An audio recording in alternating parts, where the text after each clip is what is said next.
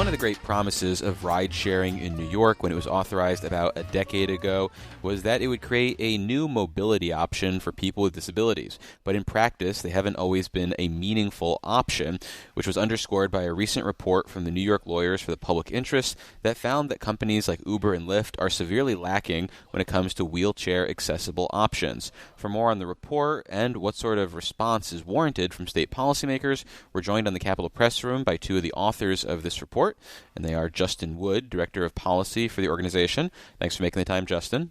Absolutely, our pleasure.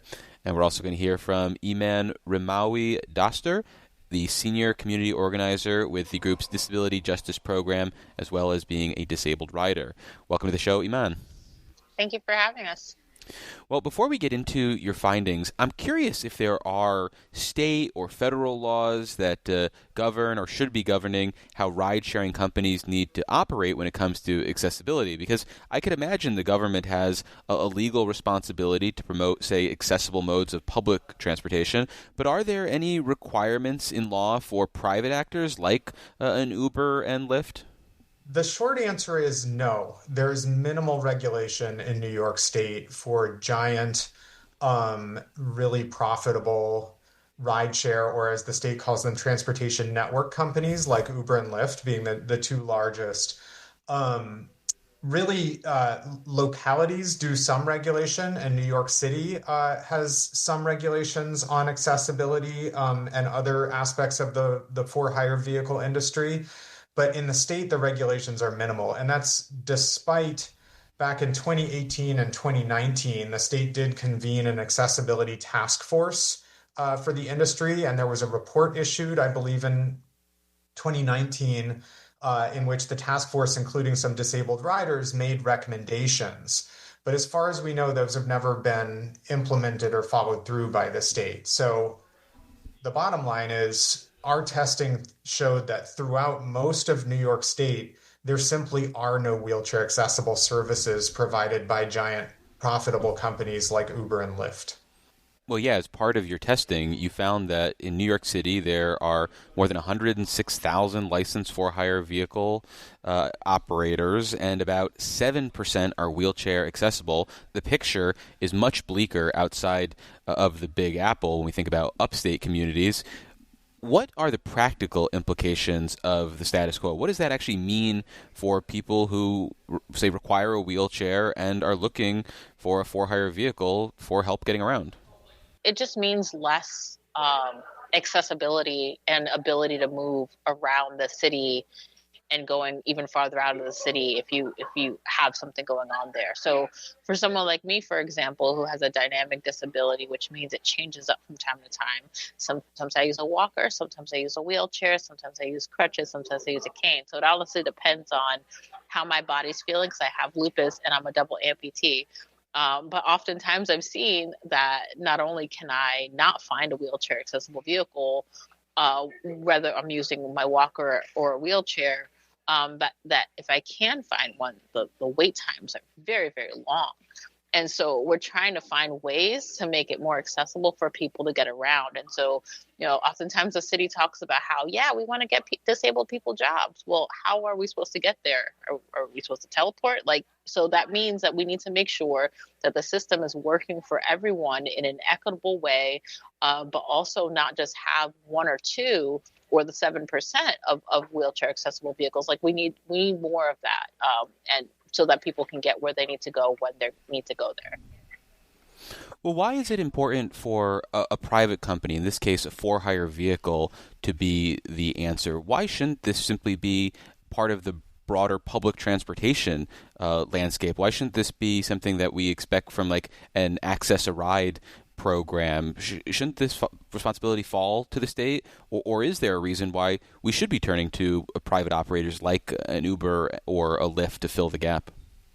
Privatized transportation options, especially in parts of New York State and even New York City, where there aren't a lot of public transportation options or paratransit services, or if those paratransit services aren't available throughout a county or area or operate during limited hours of the day, which our understanding is often the case, that private transportation may end up becoming a real lifeline for anyone who doesn't own or drive a car, a private motor vehicle themselves, and especially for people with disabilities or older New Yorkers who can't drive a vehicle for any reason. And so these services do fill in those gaps in many people's lives. There's a large percentage of New Yorkers that don't drive. Secondly, we also find that paratransit services, which are public transit services for people with disabilities and those who can't use mass transit, are also often seeking to contract with companies like Uber to have them help provide some of the service. And if companies like Uber aren't incentivizing their drivers, their providers, to purchase, own, and operate wheelchair accessible vehicles, then that's not an option for public paratransit services to sort of integrate these services into their offerings as well. So we think that increasing the number of wheelchair accessible vehicles and addressing the climate impacts of this enormous fleet by also incentivizing use of electric vehicles, zero emissions vehicles, is really important, and that companies like Uber and Lyft need to do their part. With traditional paratransit, there's often a limit on your freedom to travel. And so with going with, the traditional access ride, you have to book your trip a day or two in advance. And if you don't have a life that's very structured and scheduled like that, like mine, where it fluctuates, it changes, I don't always know what my day is going to look like. And so having Uber or Lyft or any of the for hire vehicles involved in this actually gives us a bit more freedom. And I don't know anyone without a disability who lives their life with, in that kind of structured way. So if we have that freedom, that means we can take all kinds of jobs. We can do all kinds of things that would give us more opportunities with our lives. And if we do it in that little structured, traditional ride where you have to book it a day or two in advance, there's a lot less freedom with that. So that means Uber and Lyft has to be involved in this so that disabled folks like myself have the freedom to live our lives in ways that are just as dynamic as our disabilities are. I don't have the stats, but Uber and Lyft have drawn some riders, wealthier riders in some cases, away from public transit in places like New York City. So we also think it's important that this huge industry helps to support public transit and paratransit.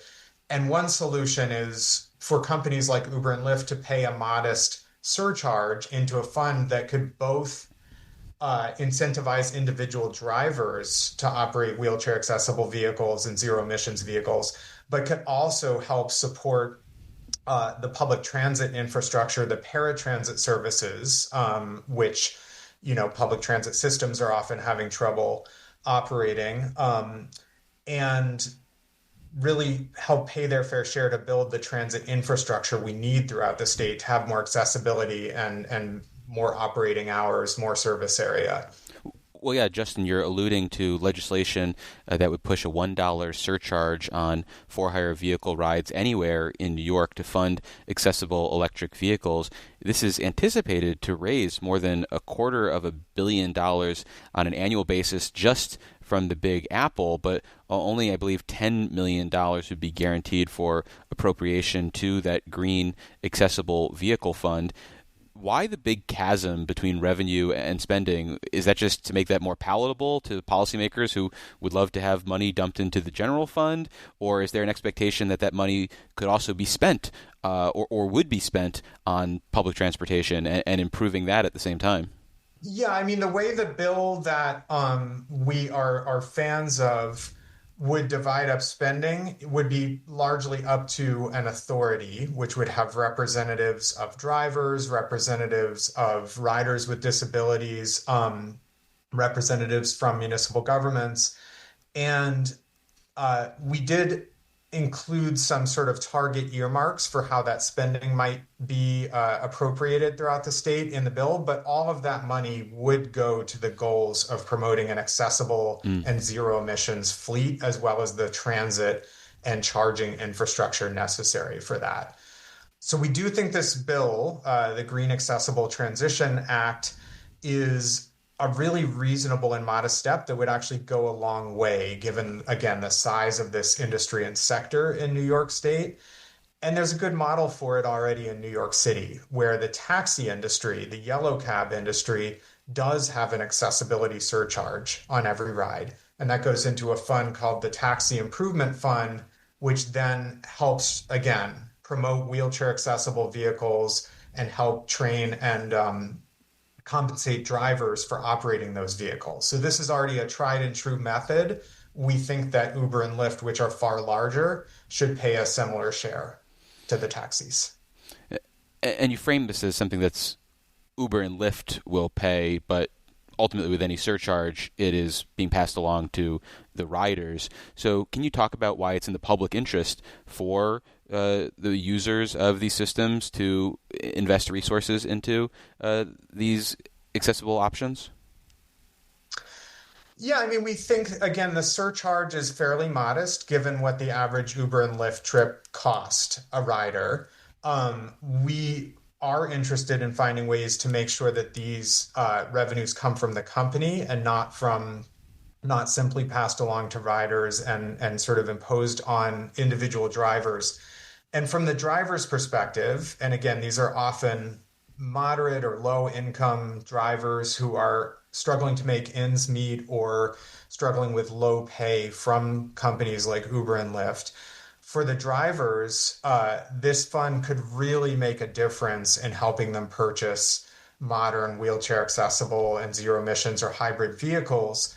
And often those vehicles, I mean, going back to the zero emissions aspect, especially with gas prices rising as we speak, those vehicles we know are cheaper to operate in the long run and have less fuel and maintenance costs. It's just that for drivers, they may need help meeting the upfront cost of purchasing or leasing such a vehicle.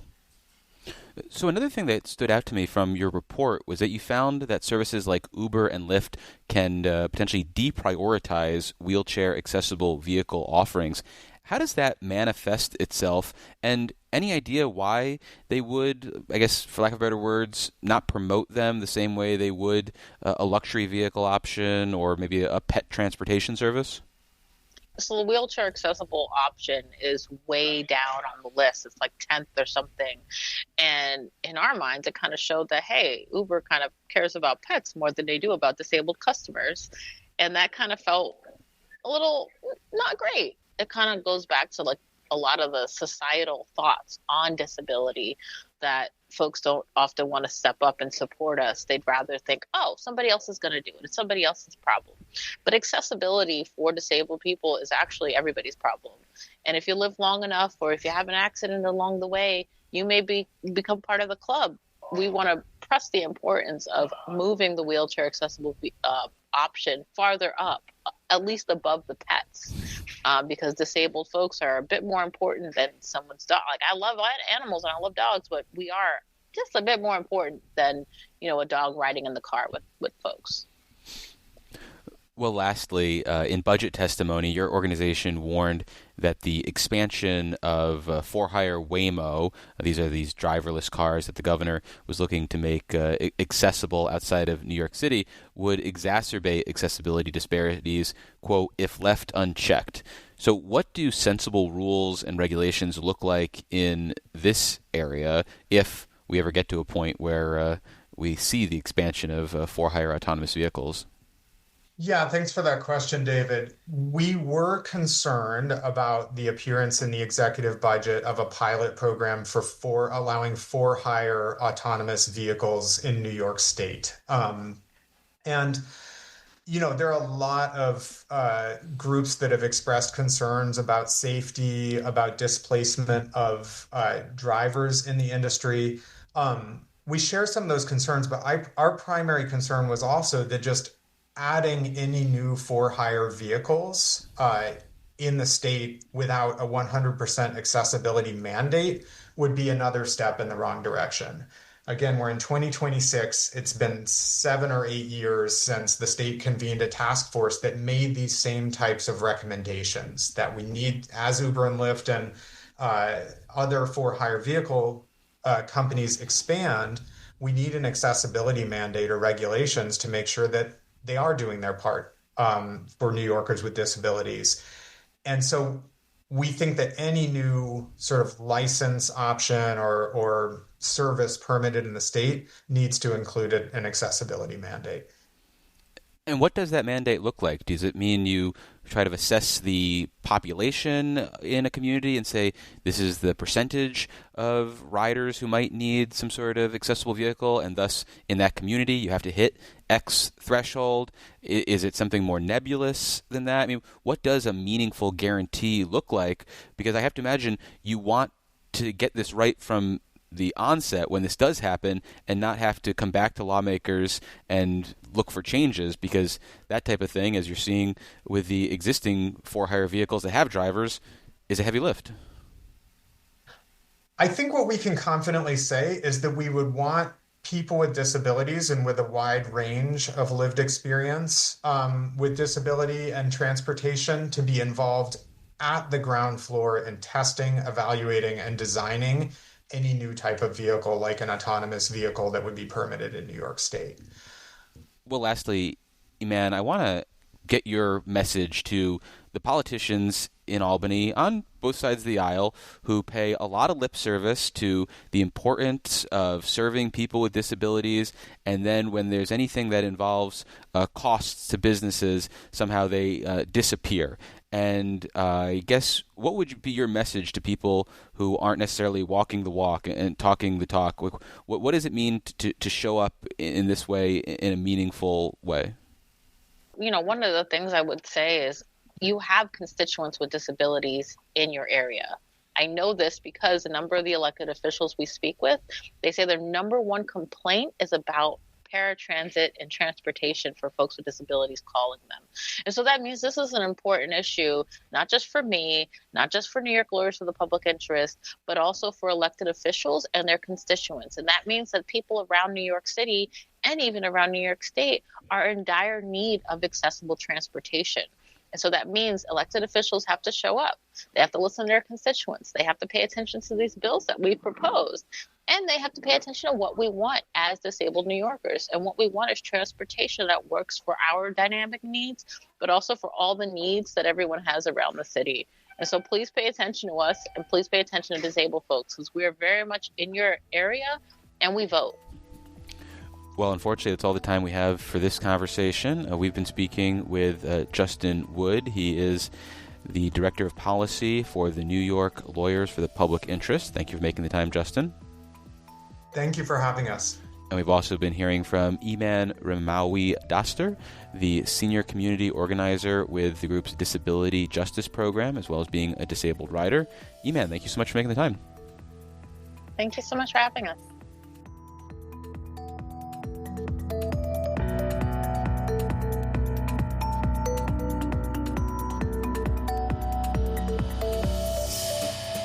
If you're enjoying the Capitol Press Room, please consider making a recurring contribution to help make our journalism possible. To show your support, visit capitolpressroom.org/donate.